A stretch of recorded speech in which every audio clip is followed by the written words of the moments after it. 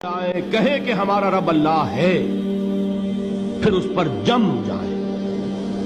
ان پر فرشتوں کا نزول ہوتا ہے، نہ کوئی غم کرو نہ خوف، خوشیاں مناؤ جنت کی جس کا تم سے وعدہ کیا گیا تھا۔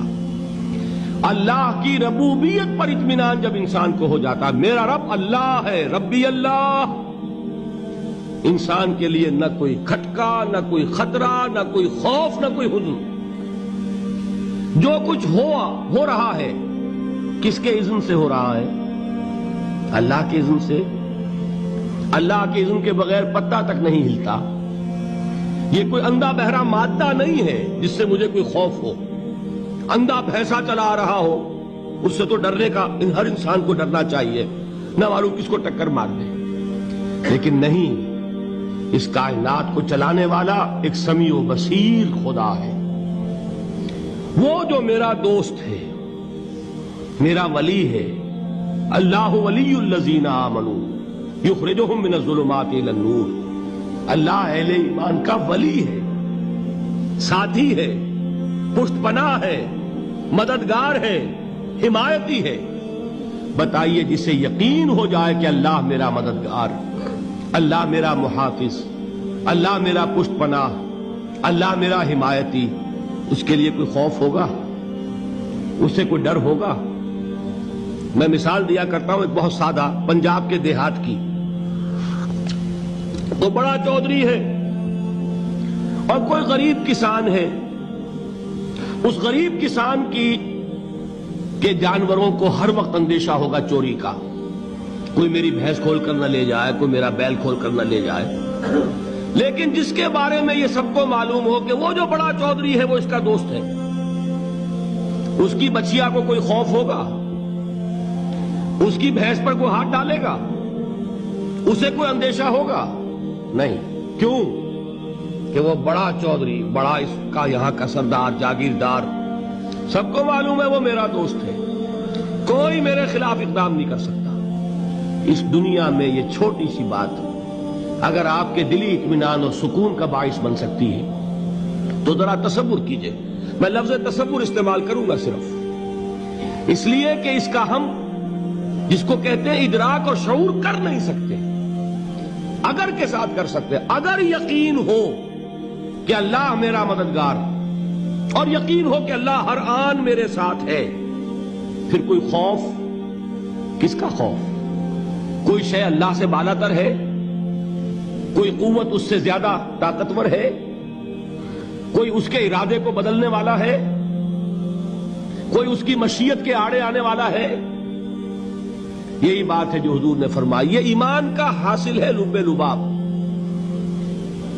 کہ دیکھو اچھی طرح اس بات کو ذہن نشین کر لو، اگر تمام انسان مل کر تمہیں کوئی نقصان پہنچانا چاہے نہیں پہنچا سکتے، مگر جو کچھ اللہ نے لکھ دیا ہو، اور تمام انسان مل کر تمہیں کوئی نفع پہنچانا چاہے نہیں پہنچا سکتے، مگر وہ شے جو اللہ نے طے کر دی۔ آپ پھر میں کہوں گا ذرا طاری کیجئے، اسے فرض کیجئے، اسے سوچئے۔ اگر اس حدیث پر ہمارا دل ٹھکا ہوا ہو تو کسی سے ڈر ہوگا؟ یہ مجھے نقصان نہ پہنچا دے، یہ میری رپورٹ خراب نہ کر دے، یہ میری انکریمنٹ نہ رکوا دے، یہ میرا یہ نہ بگاڑ دے، یہ میرے یہ نقصان نہ پہنچا دے۔ اس کا ڈر، اس کا ڈر، اس کا خوف، اس کی خوشامد، اس کے لیے جا کر طرح طرح سے اپنی عزت نفس کو ذلیل کروانا اس کے سامنے، یہ سب کچھ کیوں کرتا ہے انسان؟ جب سمجھتا ہے کہ اس کے ہاتھ میں میرا کوئی نفع ہے، اس کے ہاتھ میں میرے لیے کوئی ضرر ہے، یہ مجھے کوئی غضب پہنچا سکتا ہے، یہ مجھے کوئی نقصان پہنچا سکتا ہے، یہ میرا کوئی کام بنا سکتا ہے، یہ میری کوئی ضرورت پوری کر سکتا ہے، اسی کا نام شرک ہے۔ جہاں آپ نے یہ سمجھا کہ غیر اللہ کے اندر کوئی طاقت موجود ہے، وہی شرک ہے۔ بتوں سے تجھ کو امیدیں، خدا سے نومیدی، مجھے بتا تو صحیح اور کافری کیا ہے؟ شرک تو یہ ہے۔ جس پر بھی تمہیں یہ خیال ہے، کلمہ ہے یہ کلمہ سوم، لا حول ولا قوت الا باللہ، ذرا اس پر دل کو کبھی اگر آپ تصور کریں، پھر فرض کریں، دل ٹھک جائے اس پر، کوئی طاقت نہیں۔ یہی بات تھی جو شیخ عبد القادر جیلانی رحمۃ اللہ علیہ نے اپنی وصیت میں اپنے بچے سے کہی. 11ویں دینے والے ہیں، لیکن حضرت شیخ عبد القادر جیلانی کی وصیت اور تعلیمات کو کتنے لوگ ہیں تم جانتے ہو؟ یہ جن مقامات تک پہنچے ہیں وہ کس چیز کی بدولت پہنچے ہیں؟ انہوں نے جو پیغام دیا وہ کیا تھا؟ اے میرے بچے، جس طریقے سے قرآن مجید میں حضرت لقمان کی نصیحتیں جو ہے نقل کر دی گئی ہیں، میں یہ عرض کروں گا بالفرض اگر قرآن حضرت عبد القادر جیلانی کے بعد نازل ہوا ہوتا تو شیخ عبد القادر کی یہ نصیحتیں بھی قرآن میں درج ہوتی. اتنی اونچی نصیحتیں ہیں. اے میرے بچے، اس حقیقت کو ذہن نشین کر لے، لا فاعل فی الحقیقت ولا مؤثر الا اللہ. اس کائنات میں نہ کوئی فاعل حقیقی ہے نہ مؤثر حقیقی ہے سوائے اللہ. کسی شے میں کوئی تاثیر نہیں اگر اللہ نہ چاہے. آگ جلا نہیں سکتی اگر اللہ نہ چاہے. پانی ڈبو نہیں سکتا اگر اللہ نہ چاہے.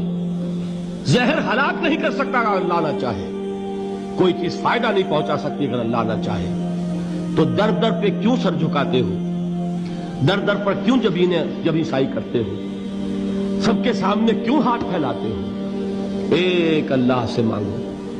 ایک اللہ کے سامنے زمین پر اپنی جبین رکھو.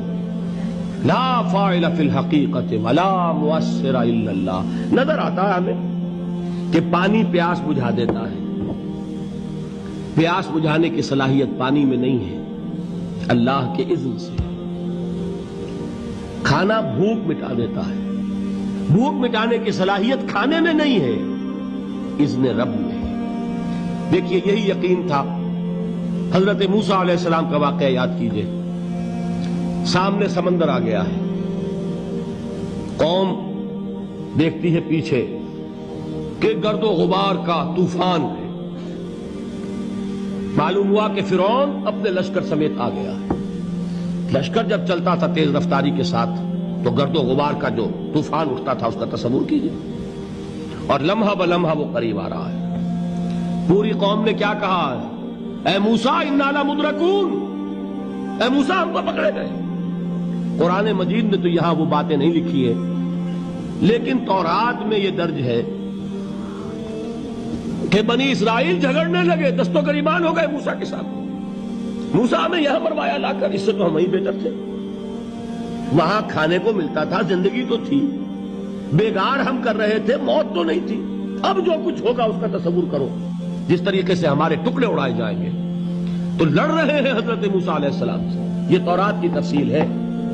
قرآن میں صرف اتنا آیا ہے، پریشان ہو کر انہوں نے کہا انا لمدرکون. موسیٰ ہم تو پکڑے گئے. اس وقت موسیٰ کا جواب کیا ہے؟ کلا ان معی ربی سیہدین. نہیں، میرے ساتھ میرا رب ہے، وہ راستہ دے گا. بتائیے کہاں راستہ نظر آ رہا ہے؟ یہ ہے ایمان بالغیب. راستہ نظر نہ آئے تب اللہ پر یقین ایمان ہے. جیب میں پیسے ہوں اور تب دل کو اطمینان ہے تو ایمان کس پر ہوا؟ پیسے پر، اللہ پر نہیں. جب وسائل و ذرائع نہ ہوں اور پھر یقین ہو کہ اللہ مسبب الاسباب ہے، وہ اسباب کا پابند نہیں ہے، وہ اسباب کا محتاج نہیں ہے، اسباب اس کے محتاج ہیں. اگر یہ یقین ہے تو اللہ پر ایمان ہے. یہ نہیں ہے تو تمہارا ایمان اسباب پر ہے، وسائل پر ہے، ذرائع پر ہے، مادیات پر ہے، اللہ پر نہیں. اس وقت کہاں راستہ تھا؟ کوئی راستہ تھا؟ سمندر ہے اور ادھر سے لشکر آ گیا ہے. کلا ان معی ربی سیہدین. اب دیکھیے ایمان کہہ دینا آسان ہے، ہوا معکم اینما کنتم. جہاں کہیں بھی تم ہوتے ہو اللہ تمہارے ساتھ ہوتا ہے. لیکن اس کا یقین قائم ہو جائے تو زمین و آسمان کا فرق واقع ہو جائے.